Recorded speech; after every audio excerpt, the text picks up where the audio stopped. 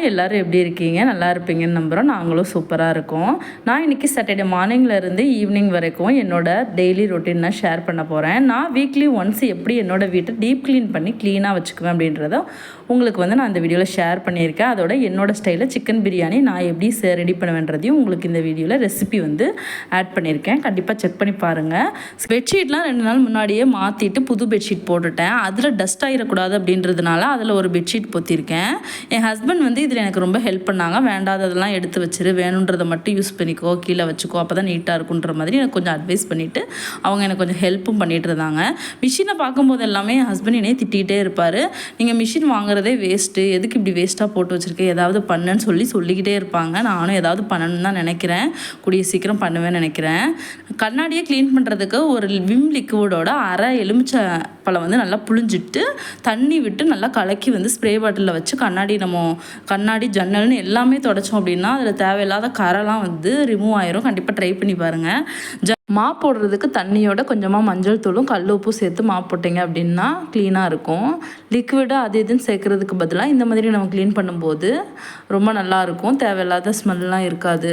கண்டிப்பாக இதையும் ட்ரை பண்ணி பாருங்கள். ஊர்லலாம் வந்து நான் சின்ன பிள்ளையாக இருக்கும் பொழுது பொங்கல், தீபாவளி இந்த மாதிரி டைமில் வெள்ளை அடிக்கும் பொழுது தான் க்ளீன் பண்ணுவாங்க. ஆனால் வந்து இப்போல்லாம் அப்படி கிடையாது. பெட்ரூம் ஃபுல்லாகவே ஒட்டரை அடித்து ஃபுல்லாக க்ளீன் பண்ணி மாப்லாம் போட்டு முடிச்சதுக்கப்புறம் ஹாலுக்கு வந்துட்டேன். ஹாலில் டிவிக்கு கீழே இருக்கிற டேபிள் தான் க்ளீன் பண்ணிகிட்ருக்கேன். இந்த டேபிளில் மேலே இருக்கிற ட்ராவில் வந்து நான் வந்து சார்ஜ் எல்லாமே போட்டு வச்சுருப்பேன். கீழே வந்து பசங்களோட மெடிஷன்ஸு, அப்புறம் வந்து கிளாஸ், பவுலு, கப்பு இதெல்லாம் வந்து வச்சுருப்பேன். லாக் பண்ணி அப்போ தான் அவங்க ஓப்பன் பண்ண மாட்டாங்க அப்படின்றதுனால அதையுமே வந்து வாரத்தில் ஒரு வாட்டி எல்லாத்தையும் எடுத்துகிட்டு க்ளீன் பண்ணிடுவேன். இல்லைனா அவங்க தேவையில்லாத பொருளெல்லாம் போட்டு வச்சுருப்பாங்க. அதனால் அதெல்லாம் எடுத்துகிட்டு சூப்பராக வந்து அதையும் க்ளீன் பண்ணிட்டேன். ஃப்ரிட்ஜு எல்லாமே நகட்டுறதே கிடையாது. நார்மலாக பெருக்கும்போது அப்படியே பெருக்கிட்டு தான் இருப்பேன். வாரத்தில் ஒரு டைம் இந்த மாதிரி ஹஸ்பண்டோட ஹெல்ப்போட ஃப்ரிட்ஜு, வாஷிங் மிஷின் எல்லாமே நகட்டிட்டு ஃபுல்லாகவே வந்து க்ளீன் பண்ணிடுவோம். ஜன்னல் எப்பொழுதுமே ஓப்பன்லேயே வச்சுருக்கணும் அப்பப்போ அப்படின்றதுனால ஓப்பனில் வச்சுருக்கிறதுனால அடிக்கடி வந்து தூசி வந்து படிகிறதுக்கு நிறையா சான்ஸ் இருக்குது. இந்த மாதிரி வாரத்தில் ஒரு டைம் நம்ம க்ளீன் பண்ணிட்டோம் அப்படி தூசி மேலும் சேராமல் இருக்கும். அப்புறம் ஒரு டைம் நம்ம ஹெவியாக க்ளீன் பண்ணுற மாதிரி இருக்கும். அடிக்கடி க்ளீன் பண்ணிட்டோம்னா இது நம்மளுக்கு ஈஸியாக இருக்கும். வெளியே செப்பல் கபோர்டு கிட்ட எல்லாமே வந்து ஃபுல்லாக எடுத்துட்டு எல்லாம் டஸ்ட்டெல்லாம் வந்து தட்டி விட்டுட்டு திரும்ப வந்து ரீஅரேஞ்ச் வீடை ஃபுல்லாகவே சூப்பராக க்ளீன் பண்ணியாச்சு. க்ளீன் பண்ணதுக்கப்புறம் எனக்கு ஒரு பெரிய பாசிட்டிவ் ஃபீல் வந்துச்சு. வீடே பார்க்குறதுக்கு ரொம்ப அழகாக இருந்த மாதிரி தெரிஞ்சிச்சு. கண்டிப்பாக நீங்களும் வாரத்துக்கு ஒரு வாட்டி க்ளீன் பண்ணி பாருங்கள். கண்டிப்பாக வந்து நல்லாயிருக்கும். ஒரு மணி நேரம் செலவு பண்ணுறதுக்கு யோசிக்காதீங்க. உங்களுக்கு வந்து ஃப்ரெஷ்ஷாக இருக்கிற மாதிரி ஃபீல் இருக்கும். நான் வந்து இதெல்லாம் முடிக்கிற வரைக்கும் ஹஸ்பண்ட் வந்து பாப்பாவை பார்த்துக்கிட்டாங்க. 2 பேரும் வந்து ஜாலியாக விளையாண்டுட்டு இருந்தாங்க. அதனால தான் என்னால் இவ்வளோ வேலை பார்க்க முடிஞ்சுது. கையோடு வந்து பாப்பாவை தூங்க வச்சுட்டேன். ஹஸ்பண்ட் ஆஃபீஸ்க்கு போகும்போது பாப்பாவும் ஸ்கூல் போகும்போது எல்லாமே வந்து அவசரத்தில் எடுக்கிறதுனால ஃபுல்லாகவே களைச்சி போட்டுருவாங்க. அதையும் கையோடு வந்து நீட்டாக மடித்து வச்சாச்சு. கிச்சனோட டீப் க்ளீன் வீடியோ அடுத்த வாரம் பண்ணலான் இருக்கேன். ஏன்னா வந்து கிச்சன் வந்து ஃபுல்லாக மொத்தமாக பண்ணோன்னா டைம் ஜாஸ்தியாக இருக்கிற மாதிரி இருக்கும். பாத்ரூமை கழுவிட்டு கையோட ஃப்ரெஷ் ஆகிட்டு வந்துட்டேன். நம்ம வந்து சிக்கன் பிரியாணி தான் பண்ண போகிறோம். பாப்பாவை ஹஸ்பண்ட் கூப்பிட்டுட்டு வரும்பொழுதே சிக்கன்னு தேவையான பொருள்னு எல்லாமே வந்து வாங்கிட்டு வந்துட்டாங்க. பாப்பா வந்து இப்போ வளர எனக்கு நிறைய ஹெல்ப் பண்ணிகிட்ருக்கா. க்ளீனிங் விஷயமா இருக்கட்டும், குக்கிங் விஷயமா இருக்கட்டும், சில விஷயங்கள்லாம் அவள் எனக்கு ரொம்ப ஹெல்ப் பண்ணிகிட்டே இருப்பாள். அவள் வந்து வளர ரொம்ப மெச்சூரிட்டியாக இருக்கா. எனக்கே சில விஷயங்கள் அவளே சொல்லித்தர்ற மாதிரி இருக்குது. எனக்கு வந்து ரொம்பவே ஹாப்பியாக இருக்குது. கையோட பிரியாணிக்கு தேவையான தக்காளி, வெங்காயம் எல்லாமே கட் பண்ணி ரெடி பண்ணி எடுத்து வச்சிட்டோம் அப்படின்னா அப்பப்போ வந்து அங்கங்கே போய் தேட வேண்டிய தேவையில்லை. தயிர், இஞ்சி பூண்டு பேஸ்ட்டு எல்லாமே வந்து கையோடு எடுத்து வச்சுட்டேன்.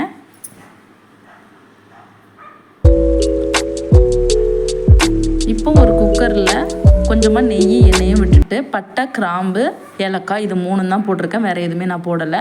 2 பச்சை மிளகா, வெங்காயம் போட்டுட்டு நல்லா வெங்காயம் வந்து ப்ரௌன் ஆகிற வரைக்கும் வதக்கணும். நல்லா வதங்கினதுக்கப்புறமா இஞ்சி பூண்டு பேஸ்ட் வந்து போட்டுக்கலாம். 2லேருந்து 3 ஸ்பூன் போடலாம். நான் வந்து ஒரு பேக்கெட் போட்டிருக்கேன். வீட்டில் வந்து ரெடி பண்ணலை, ஏன்னா பூண்டு இல்லை அப்படின்றதுனால ரெடி பண்ணலை.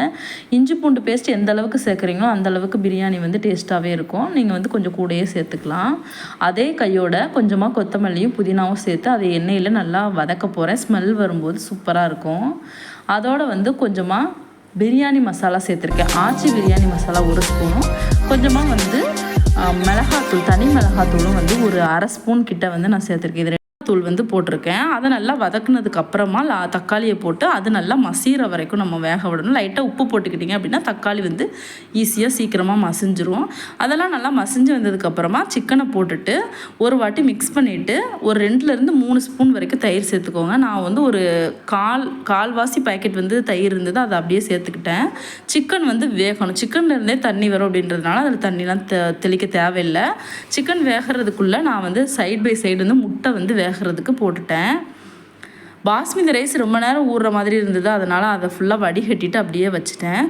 சைடில் வந்து தயிர் ரைத்தாவும் ரெடி பண்ணிட்டேன். பச்சை மிளகா நான் குட்டி குட்டியாக நறுக்கி போட மாட்டேன், ஏன்னா பாப்பாவுக்கு காரம் ரொம்ப அதிகமாயிரும் அப்படின்றதுனால 2ஆக உடச்சி ஒரே ஒரு பச்சை மிளகா மட்டும் சேர்த்துருக்கேன். கொஞ்சமாக கொத்தமல்லி இலை, உப்பு வச்சுட்டேன். அதுக்கப்புறம் பார்த்திங்கன்னா சிக்கன்லேருந்தே நல்லாவே தண்ணி விட்டு ஓரளவு வந்துருந்துச்சு. அதோடு வந்து 1 கிளாஸ் அரிசிக்கு 2 கிளாஸ் தண்ணி தான் நான் ஊற்றுவேன். ஆனால் நான் வந்து 1.25 கிளாஸ் வந்து ரைஸ் போட்டிருக்கேன். நான் 2 கிளாஸ் தண்ணி வந்து விட்டுருக்கேன். ஆக்சுவலாக பாஸ்மதி ரைஸுக்கு 1க்கு 1.5 தான் விடுவாங்க, நான் கொஞ்சம் கூடயே எக்ஸ்ட்ரா விடுவேன் அப்படின்றதுனால 2.25க்கு 2 விட்டுருக்கேன். இப்போ வந்து உப்பு செக் பண்ணிவிட்டு நமக்கு நார்மலான உப்பை விட கொஞ்சம் எக்ஸ்ட்ரா இருக்கணும், அந்த மாதிரி பார்த்துக்கோங்க. அப்போ தான் வந்து சாதத்தோடு போட்டு வேகும்போது கரெக்டாக இருக்கும். இந்த மாதிரி தண்ணி கொதிச்சு வந்ததுக்கப்புறமா பாஸ்மதி ரைஸை போட்டுட்டு லைட்டாக வந்து கிளறணும். டீப்பாக கிளறிட்டிங்கன்னா ஃபுல்லாக அரிசியெல்லாம் உடஞ்சிரும். லைட்டாக கிளறிட்டு அது நல்லா வெந்து மேலே வர்ற வரைக்கும் மூடி வச்சுருங்க. சைடில் வந்து முட்டையும் வெந்துடுச்சு, அதையும் ஆஃப் பண்ணி நான் வச்சுட்டேன். சைட் பை சைட் வந்து கொஞ்சம் கொஞ்சமாக க்ளீன் பண்ணிக்கிட்டே இருப்பேன். அப்போ தான் வந்து நம்ம சாப்பிட்டு முடிச்சதுக்கப்புறம் ரெஸ்ட் எடுக்கிற மாதிரி இருக்கும். அப்படி இல்லை அப்படின்னா நம்மளுக்கு தான் ஹெவியான வேலை சாப்பிட்டதுக்கப்புறம் இருக்கும். அப்படின்றதுனால சைடோட எல்லாமே க்ளீன் பண்ணிட்டேன். சைடில் வந்து நாங்கள் கண்ணகி படம் வந்து ஓடிட்டு இருந்துச்சு. சாட்டர்டே சண்டே ஆனாலே எந்த படம்லாம் ரிலீஸ் ஆகிருக்கோ Amazon prime, Disney plus Hotstar இதெல்லாம் வந்து உட்காந்து பார்க்குறது தான் வேலை. சாதம் வந்து நல்லா வெந்து மேலே வந்துடுச்சு, கொஞ்சம் கூட தண்ணியே இல்லை. இப்போ வந்து நம்ம தம் பண்ணிடலாம். தோசைக்கல்லை அடியில் வச்சுட்டு மீடியம் ஃப்ளேமில் வச்சு குக்கரை மூடிட்டு விசில்லாம் போடவே தேவையில்லை. நம்ம வந்து 10லேருந்து 15 நிமிஷம் வரைக்கும் மீடியம் ஃப்ளேம்லேயே வேக விட்டோம் அப்படின்னா சூப்பராக நம்மளுக்கு பிரியாணி ரெடி ஆயிரும். கண்டிப்பாக நீங்களும் ட்ரை பண்ணி பாருங்கள். பசிய ஆரம்பிச்சிருச்சு, எல்லோரும் தட்டெல்லாம் எடுத்து வச்சுக்கிட்டு ஹஸ்பண்டு பாப்பா எல்லாருமே ரெடியாக உட்காந்துருக்காங்க. பிரியாணி கொஞ்சம் நேரத்தில் வரலன்னா டென்ஷன் ஆகிடுவாங்க. பிரியாணி வந்து சூப்பராக வந்துருந்துச்சு. சூப்பராக பிரியாணி, எக்கு, தயிர் ரைத்தான் எங்களோட லஞ்சை வந்து நாங்கள் சூப்பராக ஃபினிஷ் பண்ணியிருந்தோம்.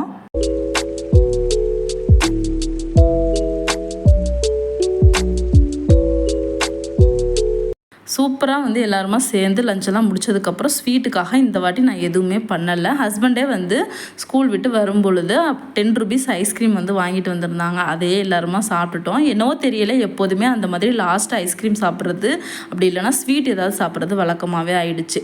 சின்ன பாப்பா தூங்கி எழுந்திரிச்சதுக்கப்புறமா பெரிய பாப்பாவும் ஹஸ்பண்டும் தூங்கிட்டாங்க. எனக்கு தூக்கம்லாம் பெருசாக வரலை அப்படின்றதுனால ஒரு 5 மணி இருக்கும். நான் வந்து திரும்ப ஃப்ரெஷ் ஆகிட்டு ஒரு டீ போட்டு குடிக்கலாம் அப்படின்னு சொல்லிட்டு தான் வந்து கிச்சனுக்குள்ளே வந்திருந்தேன். ரீசன்ட் டேஸாக இப்போ டீ குடிக்கிறதுக்கு நானும் ஸ்டார்ட் பண்ணிட்டேன். வெயிட் லாஸ் பண்ணும்போது இதெல்லாம் அப்படியே கட் பண்ணியிருந்தேன். இப்போ கொஞ்சம் கொஞ்சமாக ஸ்டார்ட் பண்ணிட்டேன். முடிஞ்ச வரைக்கும் குறைச்சிக்கிறதுக்கு முயற்சி பண்ணிக்கிட்டே இருக்கேன். மொட்டை மாடியில் காயறதுக்கு துணி போட்டிருந்தேன். நானும் பாப்பாவும் சேர்ந்து கையோடு அதையும் அடித்து வச்சுட்டோம். இன்றைக்கி எங்களோட காலையிலேருந்து சாயந்தரம் வரைக்கும் இப்படி தான் போச்சு. பிடிச்சிருந்துருக்கோம் அப்படின்னு நம்புகிறேன். லைக் பண்ணி சப்ஸ்கிரைப் பண்ணி